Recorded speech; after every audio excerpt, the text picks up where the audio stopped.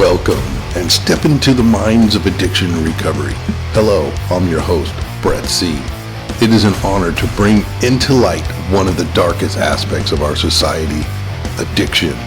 With 20 years of active addiction and 20 years of sobriety, I hope to bring together all listeners on a journey of inspiration and education. With my co-hosts Jared F. and Rich J., we will be sharing our experience, strength, and hope for all listeners to enjoy and have fun with. Now, F3 Recovery brings you the Super Sober Podcast. All right, welcome to the 26th episode of the Super Sober Podcast. Thanks for tuning in. Thanks for emailing. Thanks for being a part of the team we got here at the podcast place in Long Beach. Just want to let you know I'm your host, Brett C. My sobriety date is 4/21/03. I'm an RN with a BSN. And we got our co-host here, Al, and then we got a special guest we're going to be introducing in just a minute. And been working in hospitals for 20 years, been working in chemical dependency for the last 10 years with this crazy, unbelievable, convoluted disease addiction. We'll go to my right. My name's Al P. I got a sobriety date of September 26, 2021. I do outside sales, and just happy to be here today. All right, and we'll just introduce our guest real quick. Just give us your your name and then your sobriety date, and we'll just continue entering in here. Thanks, y'all. My name is Benjamin Lerner, and I've been sober since June 13th, 2016, but I like to think all I have is one day at a time. That's right. Amen, brother. So we got another special podcast coming here for sure. But like what we do in the beginning of all the Super Sober podcasts, let's just do some quick shout outs on some awesome sobriety time here. And don't forget that we got the best in the business back here. That's Solomon here at the podcast place in Long Beach, California. You can go from zero to podcast. Bam. All you have to do is come and see Solomon. So we got on our shout outs here, right? Let's go. We got Xavier B took 3 years. Let's go, Xavier. Let's go. Then we got Jules E. She took 7 years. Bam. Ooh. We got the Donut Man Dave taking 18 months. We got David L with 11 years. And we got my bro. Yeah, let's go. And then we got my bro, Steve P. took 34 years. Let's go, Steve. Let's go. Talking to him 34, before he got in wow. here. I don't know. He got sober with the originals. Maybe he actually wrote some of the actual big book in there. Who knows? and I just want to do a quick shout out for tax season. Don't forget the remote tax doctor. That's Mike D. He's been on the podcast before. If you need any help with your finances, being frustrated about your taxes, past taxes, anything like that, you can go on f3recovery.org to the resources page, and you can see his information there and what he does and who he helps. And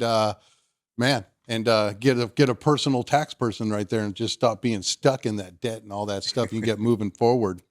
All right. Now we're going to get into it here. It's going to be unbelievable. So me and the wife have been following Benjamin here for like 2 or 3 months on social media. He's out of Vermont and he is on it.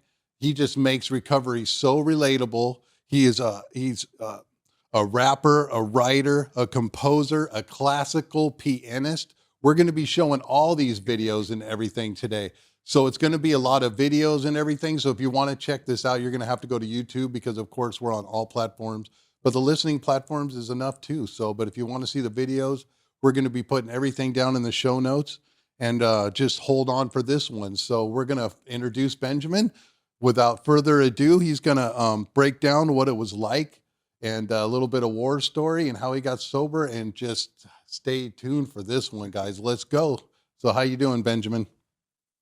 Oh, I'm so grateful to be here. And thank you so much for the amazing platform that you're running and the work you're doing, sharing stories of recovery. And I remember when I was in active addiction, this type of thing wasn't around. And I try to ground myself in gratitude for that and the incredible communities that have emerged through podcasts and online advocacy every time I tell my story, because when I was inactive, the community wasn't as strong as it is today. So thank you guys so much for inviting me on here. And I always like to start talking about my addiction and my recovery by saying that the way I understand it, I was an addict and an alcoholic before I had my first drink or substance. Now, what that means is that I was constantly searching for an external solution for an internal problem. And it wasn't always substance related. I grew up in Washington, D.C., And, I'm the son of two Ivy League educated journalists. They got divorced. There's a little bit of family trauma, a little bit of shakeups, emotional and otherwise, but who doesn't have some kind of story? But the point is, from the outside looking in, you wouldn't really see necessarily when I was born that anything would predispose me to addiction or alcoholism.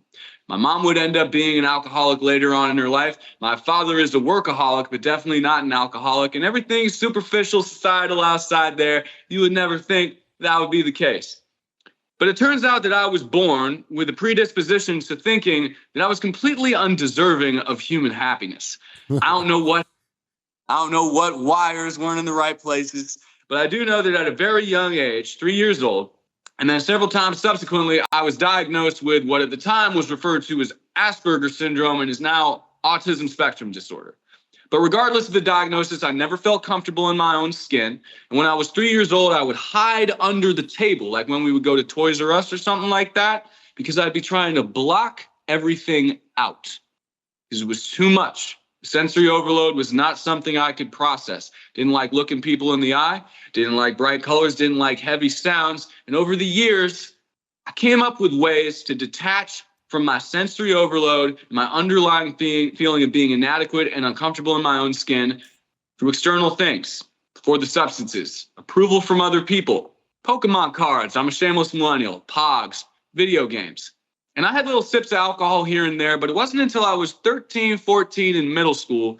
And after those little sips of alcohol innocently at parties, like sneak a little piece of champagne off the dinner table, little sip off my dad's beer, innocuously, right? I began to realize the same way I chased approval and validation from other people, or the little blast of dopamine I would get doing well in a video game or something like that. There was a chemical shortcut to that. When I was 13 years old, I took what I consider my real first drink with the intention of changing consciousness chemically. And it started out with a musty six-pack of forgotten Sam Adams Oktoberfest that his parents forgot in my friend's basement, where my friend drank half, and I drank 5.5, and I was off to the races. It didn't hit him the same way it hit me.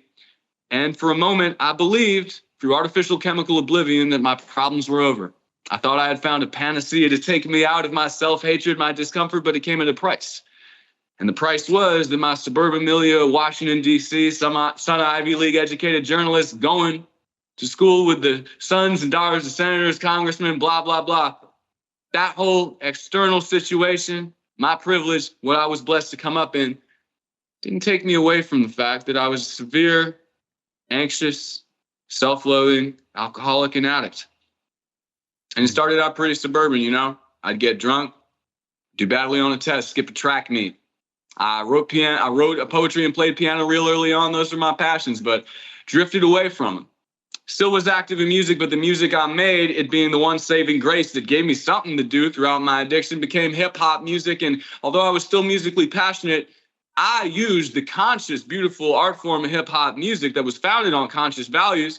And I fell in love with the more gangster, although what was I coming from a private school milieu thinking I was suburban Scarface side of it, to prop up the other false assumption I had, which is that I thought not only I could change consciousness chemically, but I also thought that the drugs could be my identity, because I was the awkward kid with autism spectrum. But when I walked through the door of the party and started drinking, bringing that little bottle of cognac or whatever, I wasn't just the kid who was drinking. I was the kid who was bringing value, not through myself, because I didn't value myself, but through the bottle.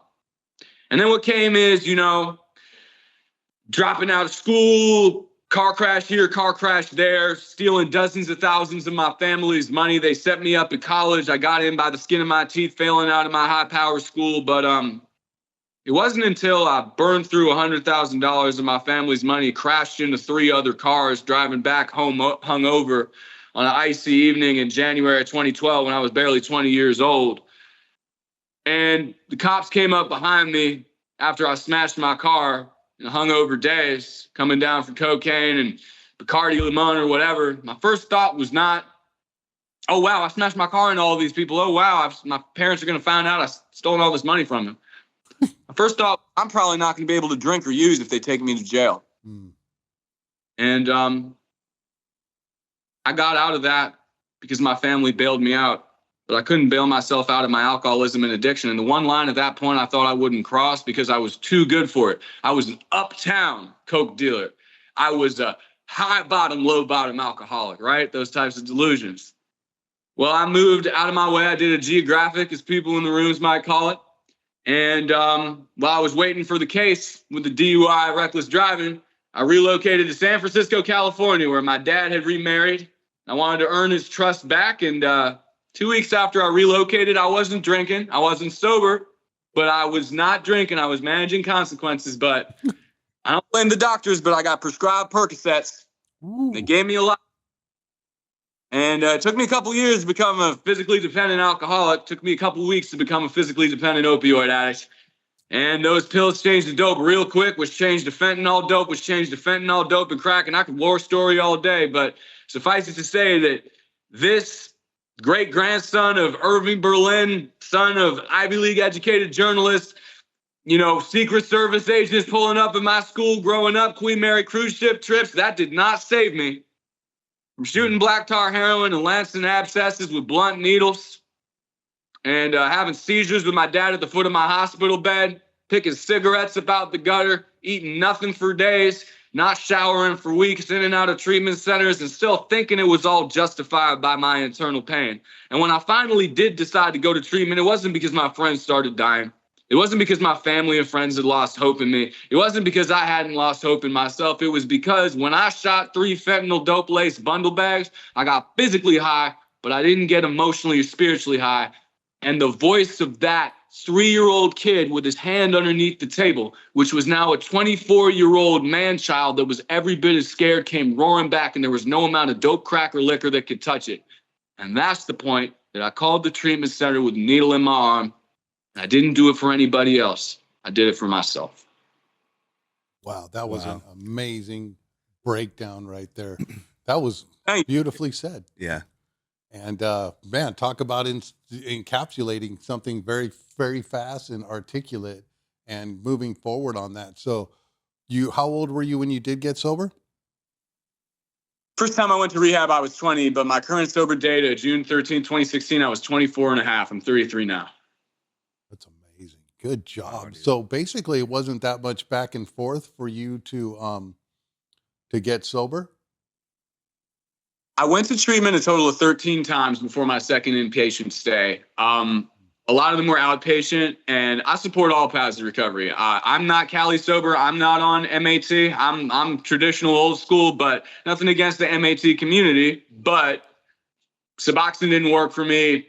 Half measures didn't work for me. And I was in and out of treatment for years, but I wasn't doing it for myself. I was doing it for my family. And so it regardless of the treatment, it just didn't work. I wasn't ready. But my hardcore use was only 4.5 years. I used heavily opioids and, all manner of stimulants and benzos and all that in a very debilitating manner from early 2012 to June 2016. But considering there's people who are out at it in Skid Row and the Tenderloin for decades, I was only out in the Tenderloin for 4 years. And I consider myself blessed because a lot of the people I knew from there didn't make it. Amen. Yeah, it's rough out there, dude. Yeah, that's wild. It's real. Yeah, that's yeah. I've been working in treatment for the whole opioid epidemic. I've been a nurse for coming on almost 20 years, so I've seen the process of being started on Percocets and how they package tramadol and what's going on. That's a whole nother podcast, of course. And then they got the series Dope Sick and everything, and there you go living through it. And it's not how long you've actually been in the war story, as we know. Thank God that you spared yourself with that. But let's go ahead and hit that first one, Solomon, of a couple pictures of him in his disease real quick. And then that first Instagram clip of what he was like rapping and everything. Good kush, no good coke. You wish you could hate it, yo, too broke in them. Seeing everybody giving false hope. You ain't never gonna see the day you blow. Shoot a little smack. Pour a little syrup. Your pet work where I get work. Word to my connect. Your heroin this week, you ain't deserving my respect. I really thought that talking about my addiction that way was a real flex. Like I thought that I was really, bigging myself up. But when I look back and see it, with all love to my former self, it was just a lot of pain masking his false bravado. And It's painful for me to see, but I got to look at it. I got to accept it. And I have to make that the forefront of my recovery, knowing that I never want to go back there. Absolutely. We Yeah. can totally agree. Yeah. What's funny, man, is, it sounds like music's been a big thing for you throughout the whole process. And I got a big love and passion for rap and hip hop too, brother.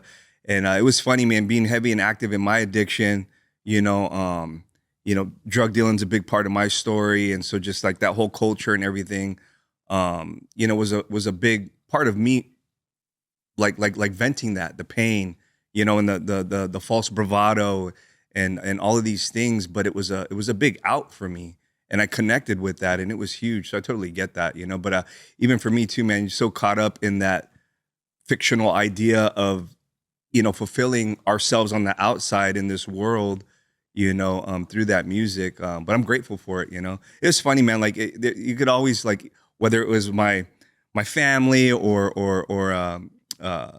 my baby mamas or something like that, did any time, like, it was like, oh, Al's freestyling again. He's on a sick one. You know what I mean? It was like, but I needed that, you know what I mean? And so that's cool though, man, to just see the transition and incorporating the music that you're making now, bro, on a whole different level is powerful.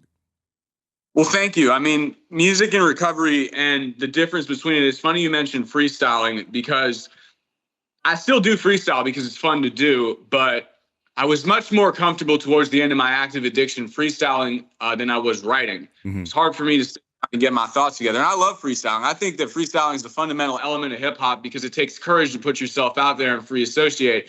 But I think that the analogy carries when we're talking about, what carried me through recovery and the structure that was necessary. It wasn't that I abandoned the passion that propelled me to freestyle. It was that, in the sense of both my musicality and my recovery, I bottled the same energy that I was unable to contain, thinking I could contain it with chemicals. Both my creativity, which I thought was fueled by the chemicals, and the life I was living. I did not think I was capable of living without substances, specifically heroin, fentanyl, and crack at the end. And I did not think I was capable of creating without that either. I thought it would be a limiting factor. But really what I came to realize when I was detoxing in treatment, and also when I was rebuilding my life in recovery, I don't get fellowship specific, but I always like to say I'm not afraid to take the stairs when the elevator's broken. And it's a very wide and beautiful staircase that is a lot of different buildings and a lot of different types of stairs you can walk up. And I'm glad that they worked for me. But while I was doing that and putting the time in the rooms and doing that to get my life back in recovery after I left the outpatient treatment center, the musical process, even though I didn't put it quite as much as the forefront as I did in active addiction when I was building my way back up at the recovery house, at the outpatient treatment center, taking it seriously, forging connections in my fellowship of choice, I found that it was really hard for me to freestyle because I was rebuilding the structure of my life at the same time as I was rebuilding my creative identity. So I really embraced writing things out. And what's funny is, again, not getting fellowship specific, but in those type of deals, those type of fellowships and rooms, there are certain practices that are done where you write out everything confessionally and take it to another person, airing out what's underneath, the resentments, the fears, the long-standing doubts. And I found that in active addiction, the same way that I would use my music as kind of this false bravado prop, trying to create this larger-than-life exaggerated persona, and then it fell flat and didn't take me where I wanted to go, both creatively and in my life. And I also lied to people outside of the booth, outside of the music, to try to get my next fix in active addiction. But that fix just let me down. When I told the truth in a structured manner, inside and outside the rooms in recovery, at my job, with my family, and when I told the truth through the pen, it was more healing than any substance or the associated lifestyle ever was. Because in order to get honest, I had to put a concerted effort into outlining all of the things, not that I was trying to glamorize about my addiction, but that I wouldn't want anybody to know that was weighing me down.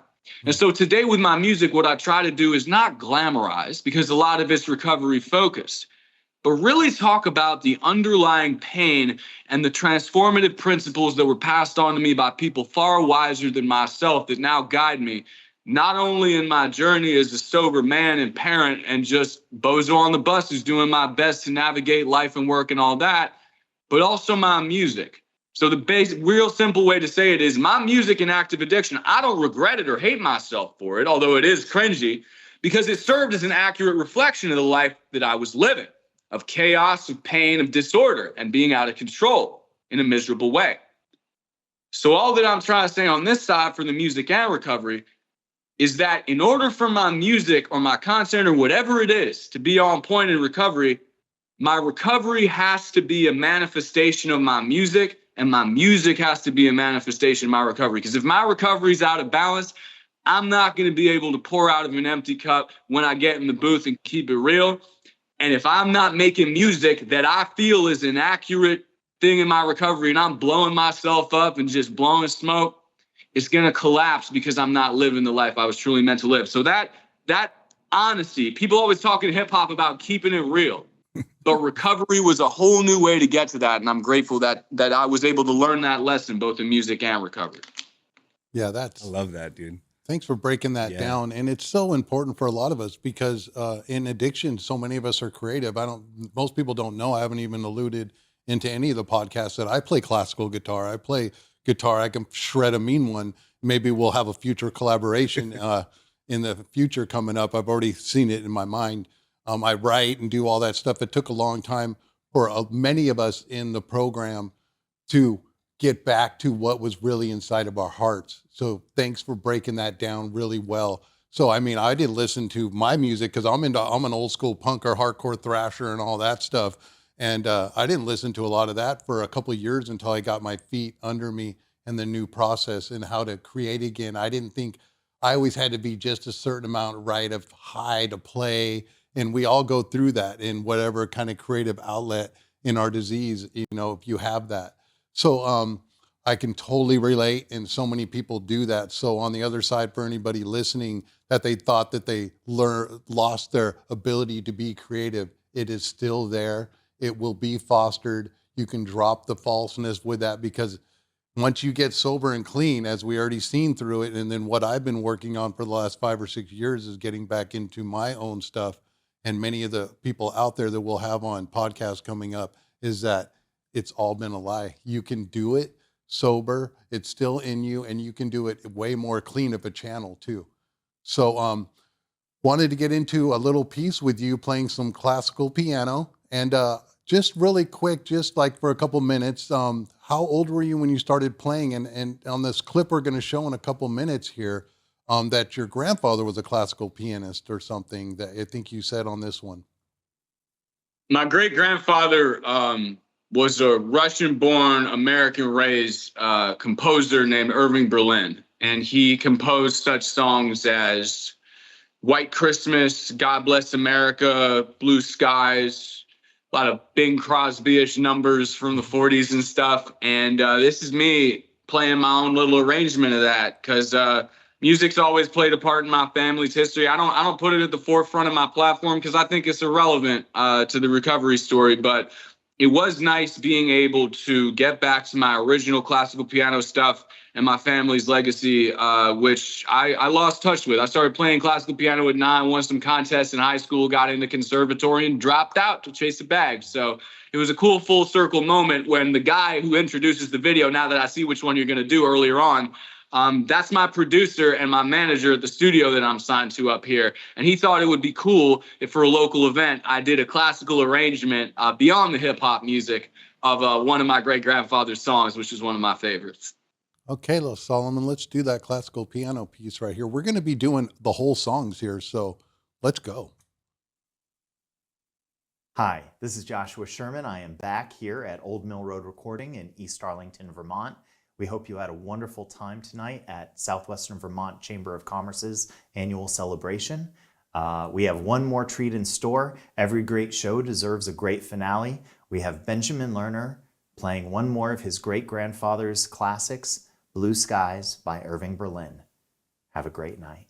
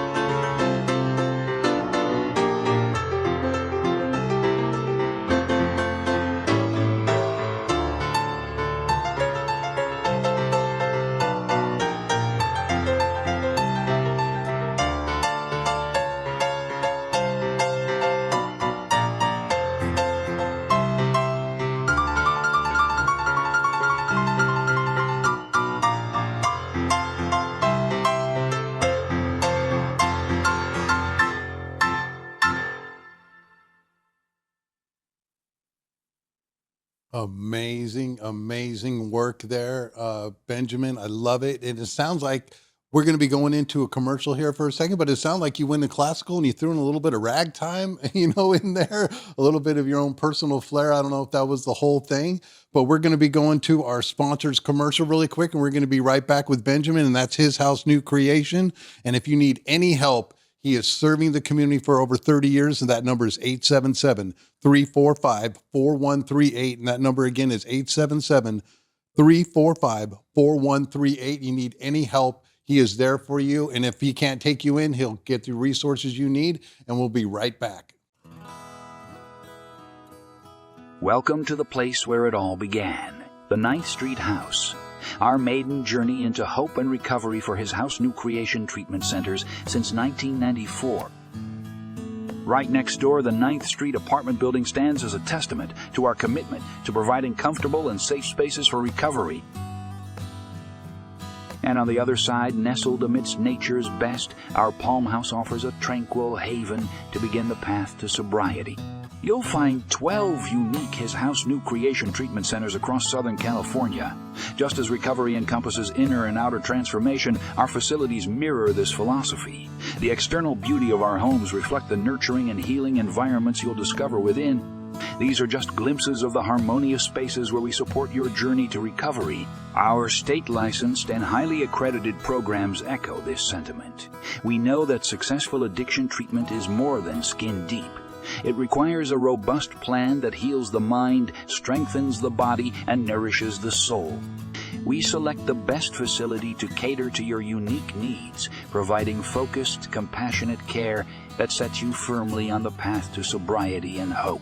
Welcome to His House New Creation Treatment Centers, where the journey to a healthier you begins. Your recovery begins here with us. All right, we're back right there. Thanks for taking a minute to listen to Glenn's Place there, His House New Creation. And we're back with Benjamin L. right here, Benjamin Lerner. We just listened to that beautiful Blue Skies classical piano that his grandfather had written. And give us a little insight into how long, because you've been sober for 8 years now. You've been putting out and creating the new self, as we know well, in recovery.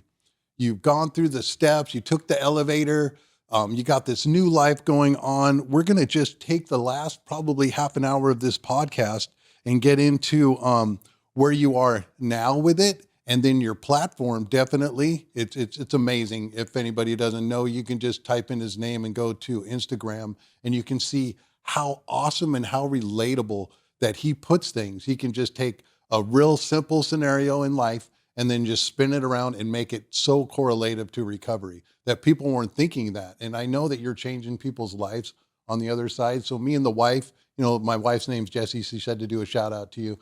Thanks for your cool stuff and everything like that. And let's just go in for the online advocacy for a few minutes here. And then we'll do your next video, which is the Matt Keegan and Benjamin Lerner, the price of addiction one. All right. Cool. Let's just do that for a little bit in your progression.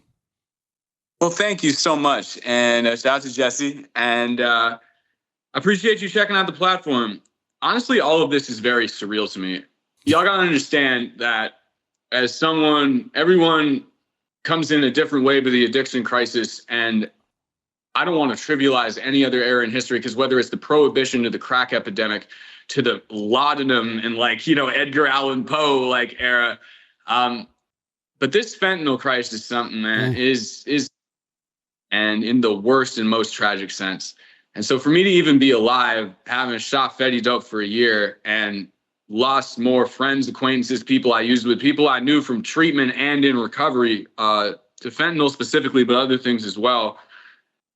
Every day I'm alive is a blessing, and I never thought that I would be alive past the age of 25, much less able to take my lifelong loves for music and spoken word and writing and sublimate them into something in recovery that I can do for a job. My parents are both Ivy League educated journalists, and I'm sitting here at the magazine office owned by the guy who you just had introduced me in that video, Dr. Sherman.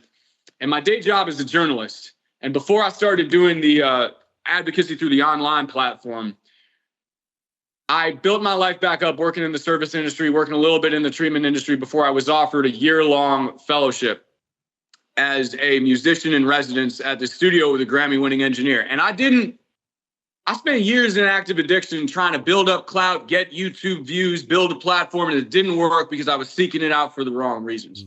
And I gave up on making music in recovery. I still did it for myself, but I gave up on any dreams of pursuing it professionally because life was good enough.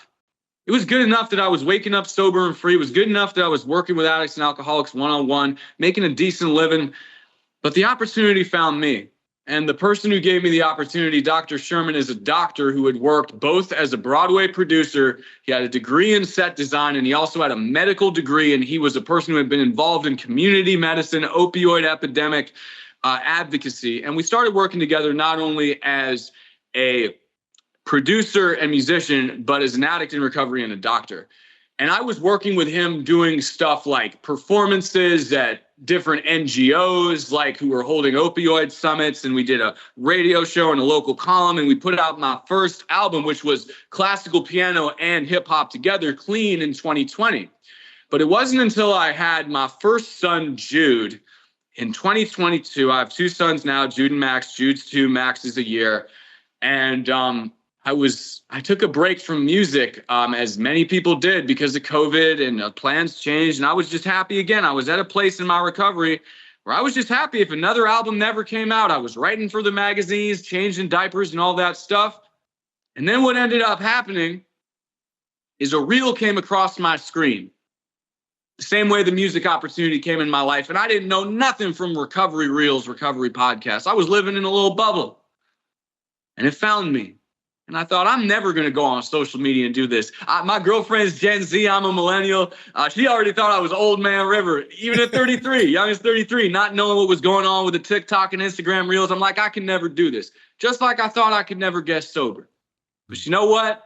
Just like I walked into the rooms the first time, I held that phone up for the first time, and I just spoke, and I made little clips of my music. And separate from my platform, I get to be a part of this incredible online community, whether it's podcasts like y'all, whether it's reels, whether it's photo posts, whether it's lives. It's all part of the same ecosystem, man. So I'm just floored that we are at a place in recovery today where people who do not know each other can come across each other through algorithmic feeds and reach out with messages of hope. Ain't that something, man? That we live in a time where the message can find people who need it most when they don't even think they need to see it. Because that's how I got LinkedIn. I saw it and I didn't even know about it. Just like someone 12-stepped me and got me into, recovery, got me into the treatment center van. Today we got this digital stuff at our arsenal, man. I'm just so blessed and so grateful for that. Because separate from my platform, when I'm feeling down, I can open up my phone and see a message of hope. Amen to that. Amen to that. So that's why I came out of the shadows the same way, kind of, and that's why SSP started. People really liked some things I was sharing, and then I had my own thing. I had written a script for recovery and how were we going to promote it, and it's all in the podcast and where we're at, and it's like surreal to where we're at. So let's get a little bit more surreal, and Solomon, let's do the next one right here, his latest collab. Right here, and that one is The Price of Addiction. We're going to do the whole video here, and it's super cool. Listen along, everybody, and watch along on Videoland. Hit it, Solomon. Wolf Dog.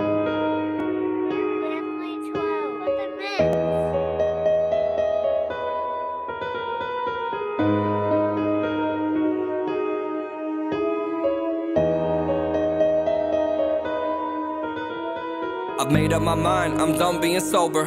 8 months, it's officially over. I'm done with this boulder that's tied around my neck. They said I'd be happy if I finished my steps, but it ain't come yet. I'm on step 6, still sitting here fiending for that fix. Them first 30 days I was hungry and broken. The fire was out, now I'm distant and lonesome. Phone is a ghost, I ain't getting no calls. I'm positive nobody's caring at all. So today is the day that I'm catching the buzz. I've only been good at fucking things up. I'm stuck in a rut, I just got my kid back. I'm working a job, I've been making an impact on all of the damage I did in the past. So why am I stuck in this place that I'm at. There's a rain cloud that always seems to follow me around. Got the devil on my shoulder, he been saying things aloud like, man, why you even sober anymore? You've been crying out to God, but the prayer's been ignored. You're all by yourself, so I've opened the door. Step right inside, I got what you been looking for. Dude's got a pack that he only wants 24. Just send a text, what you got all that money for? Spend it, blow it, burn it to the ground. You already know you're gonna let your people down. Your kid would be so much better if you were not around. You deserve to be 6 feet under and 10 inside the ground. Point made, okay, hear you loud and clear. I'ma go cop today, I'ma send a text right now. I really gave my best, but I guess I'm all out. What are you doing? I'm getting high.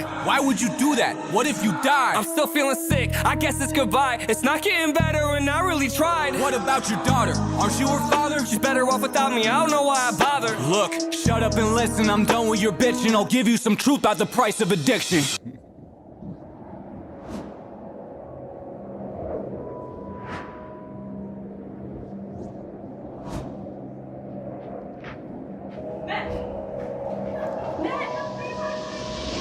Picture your family over your grave and your mother in black with the tears on her face. Rewind it a couple of days when you're back on the block and you're copping a bundle to taste. Crying and shaking and know that you're giving up everything just for a giant mistake. You pull in the alleyway, flick on the light, get your spoon in the lighter and park with the brake. Picture the rush and the prick of the blood, the guilt that you feel with the fleeting euphoria. Blacking out, dying, the flash of the EMT lights getting tagged on your feet by the coroner. Fast forward several weeks, your family and friends can't believe it, it's heavy and bleak. Your daughter is coping with knowing her father is not coming back and she's desperate and weak. Your girlfriend is broken and hopeless and searching for reasons for losing the man that she loves. She can't sleep at night when she pictures the bag being zipped by a sterilized hand with a glove. You planned a vacation for later this year, but you took a trip that she didn't expect. And now her last memory of you is your skin turning blue with a 30 gauge rig in your neck. And all of the people that you made amends with who finally started to give you respect are shaking their heads and they're saying you wasted your talent and calling it gift and neglect. And let's not forget all the people you thought were your friends you got high with in Shiesty Connect. Your homies all dying a week after copping the same dope.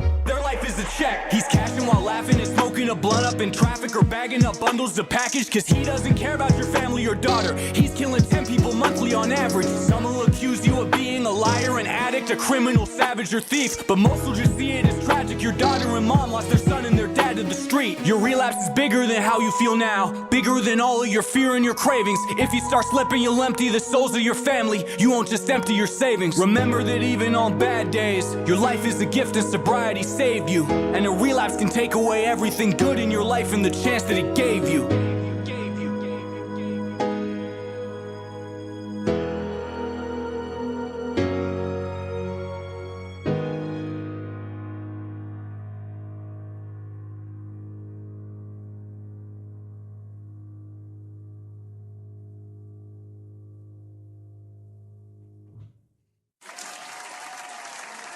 Love that song, dude. Amazing stuff, Benjamin. Really hit home. The video was so impactful. And if people that are listening to this, you need to check out the video. When he talked about the devil on his shoulder, the video, you could hear it in the background. They put the little evil voice in it in the back, and then you can see the evil in his eyes also. And that just made me, made me think about Notorious J.I.D. sitting right here on my shoulder, the first mascot of recovery, Notorious Jails, Institutions, and Death. And that's what's waiting for us out here. It is no joke. We have the people out there that, Benjamin was talking about, that we could share this. I mean, right here, right now, the platforms everywhere you go, there's so many great podcasts, so many people doing things that it inspired me to come out of the shadows. It inspired him. It linked him up. And there's just so many great people doing so many things. And we are collectively just growing, and people are interested, and people are, it's unbelievable. So thanks for the awesome video and the visual, because all of that is real, 110%. Yeah. And we all know, brothers and sisters, that we've lost in this war, and it's we are coming out victorious. And then the evolution that he was talking about in different areas of addiction, that they would put out fentanyl and even drugs stronger, is just absolutely ridiculous. And I've said it many times in the podcast before. I call our society the fear factor, the addiction creation machine. And so thanks for putting that out there. And if you can just go to his platform and see all the other videos and everything, is super easy to find on social media, and we'll be putting all those in the show notes. So let's just go ahead and then move into some more good things here for like another 10 minutes or so. How is it being a father and then you acclimating to doing all this stuff? Because you like post every day on your social media. I see you're very, and then you work full time, right? And you're a journalist and then you're a father of two. I mean, what do you do? Split into two people to get everything done, man? Yeah, right. I mean, let's go, bro. I mean, come on. Y'all are the best. Yeah, it takes me back the constant millennial culture framing, but I think it's like the 4th or 5th Harry Potter book and movie where Hermione Granger gets this special thing so she can take an extra class. They're going on at the same time. It like teleports her back in time so she can be in 2 places at once just to take classes. I wish I had one of them things, man. But I think the simple answer to how I balance it, and I'm not unique in this. There are millions, as you said, of brothers and sisters in recovery like yourself doing this podcast and then the extensive work in the healthcare system. You're a frontline, life-saving person. And before I move forward, I guess the best way I could say for how I balance it is how could I not? I'm going to tell a brief story tying in with Matt as well, who's also a dad in recovery. I got invited to march with an organization in Washington, D.C., my hometown. And it was a year after my first son was born. And I got invited by a bunch of moms and dads who had banded together to speak and march on the White House and downtown D.C. because of fentanyl poisoning.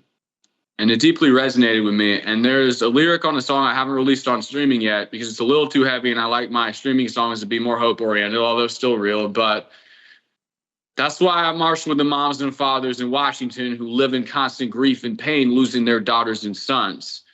I can't conceive of the strength that it takes to grieve, confronted with realities you don't want to believe.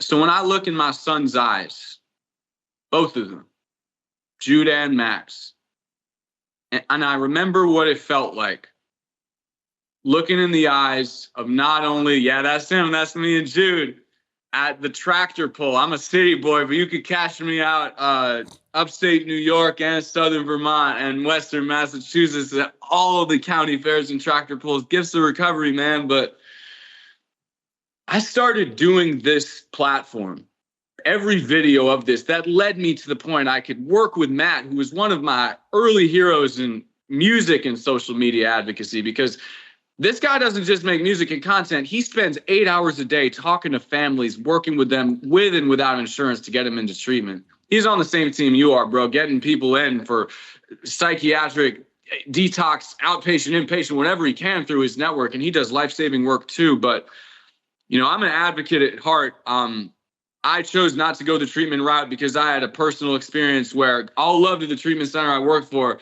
I was trying to be 100% real with some kids who were in my group when I was a peer advocate, and I said I needed to tone the language and the rhetoric down. And I wasn't glorifying, I was just being real. And I said, with all love, you know, I don't know if I can do this anymore. And shout out to all the people on the front lines of treatment centers, nothing but love, because with the red tape, the bureaucracy to still show up every day and do the necessary life-saving work of detoxing people, referring them, getting to residential. But I'm not in that world anymore with my journalism job, man. When I figured out I wanted to do this with my phone, but I was also raising my first son. He was 6.5 months at the time I made my first reel in December of 22, and I got active. And I realized the way that I'm going to balance this is not by chopping my own head in half, running 100 miles an hour on a treadmill. It's making it work with the life I have. So the time that I would get outside with me and my phone, and occasionally a little bit of silence when Jude wasn't crying in the stroller, was when I took my dog for a walk. And it's here in Vermont, sometimes the snow, sometimes the rain, sometimes the sunshine. And I had 2 minutes before the dog started pulling and Jude started crying. I was like, I got 2 minutes to record, and it seemed impossible, right?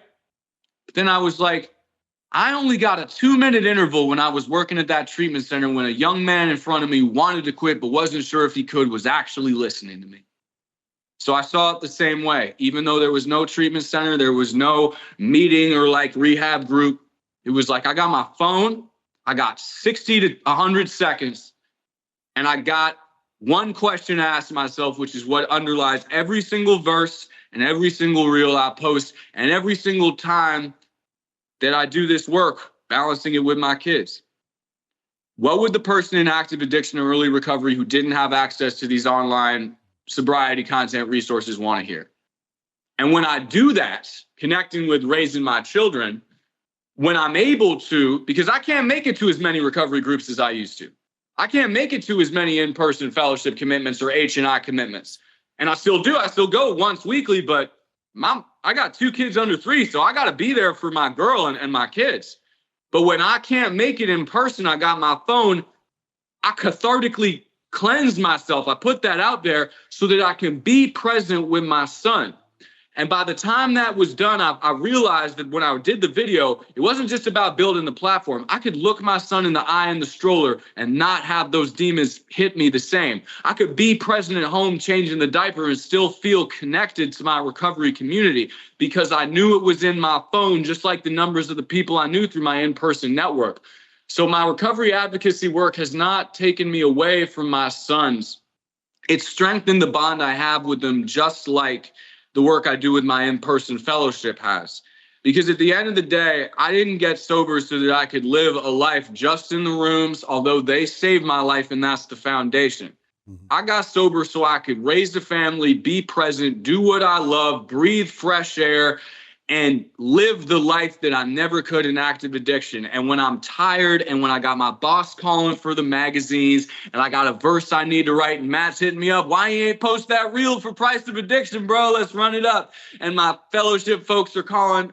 What I do, it's just like I can turn my phone off. I allow myself to turn my mind off, tickle my son's feet, run around the room, throw some stuffed animals in the air together and just be like, I get to do this. I get to be sober. I get to be there with my kids when I'm tired as heck and I don't want to adult that day, man. All of this is a gift. And it's all interconnected because if I ain't right with my kids, I ain't going to be right with the podcast or the content or the reels. And if I'm not right with my message of recovery, I'm not going to be right with my parenting message. And as Jude is going to preschool in the fall and he's becoming more and more aware every day, people ask me, are you going to be honest with your kids about your sobriety? And I can't wait for the first day. I'm not going to push it on him, but I can't wait for the first day that Jude asks me why I'm not drinking beer like other dads, because I'm not going to war story with him.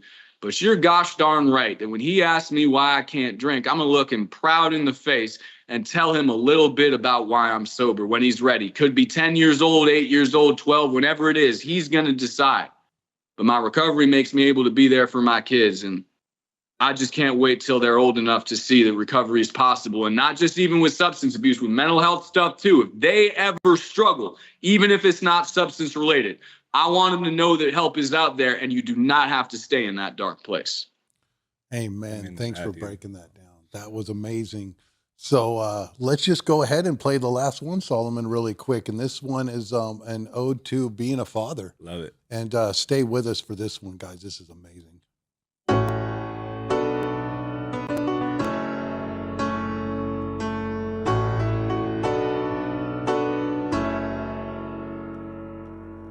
Being a father is the greatest gift I've ever known. The greatest gift I've ever known. I stay the path so that my sons will never have to take a step alone. They'll never take a step alone. Being a father is the greatest gift I've ever known. Never thought I'd make it to this place when I was mixing crack with methadone, thinking that the dope would have me face an early death alone.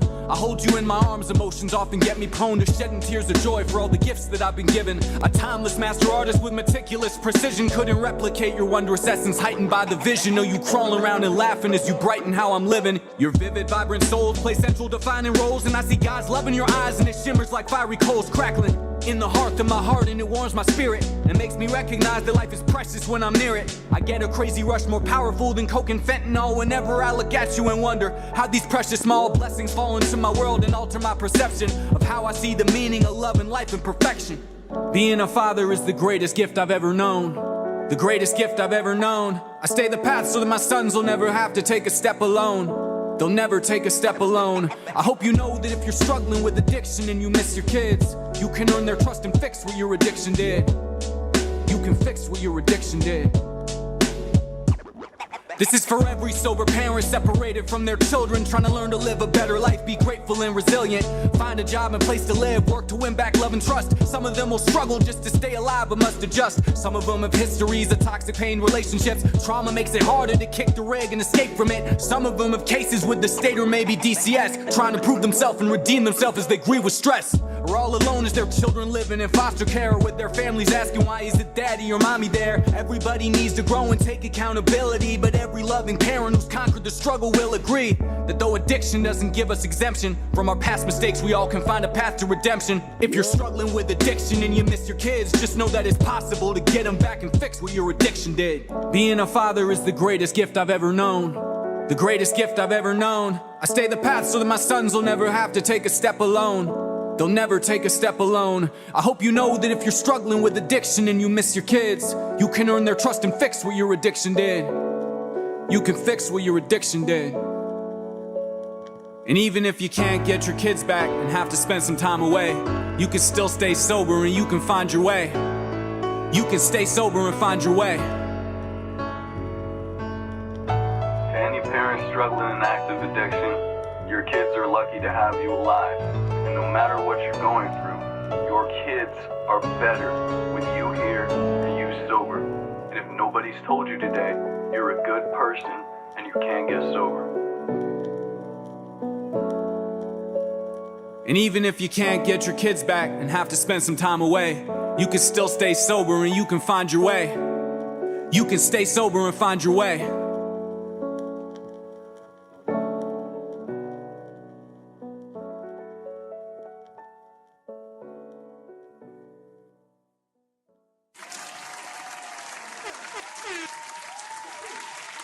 Awesome stuff, Benjamin. We are winding down here. I just wanted to give some shout out to you and just say so much was said in the videos and everything. I mean, we could go on forever with another podcast here at SSP for sure. I mean, we can so relate, and we could do a whole podcast with just the families and the friends and all those, just out there. The message that you sent right there at the end of it was super powerful. Yeah. Just wanted to give you a big shout out here. We're winding down on SSP 26. We will stay in contact. Thanks for being super available and all that. Is there any last words you want to give? Yeah, absolutely. The same fear, doubt, discomfort, shame, guilt, and pain that pushes us towards the bottle in the bag can push us towards recovery. And you're not a bad person who deserves to get sober as punishment. You're a good person who deserves to get sober because you deserve a better life. Amen. Thank you for breaking it down. You're so fluid speaking. Yeah.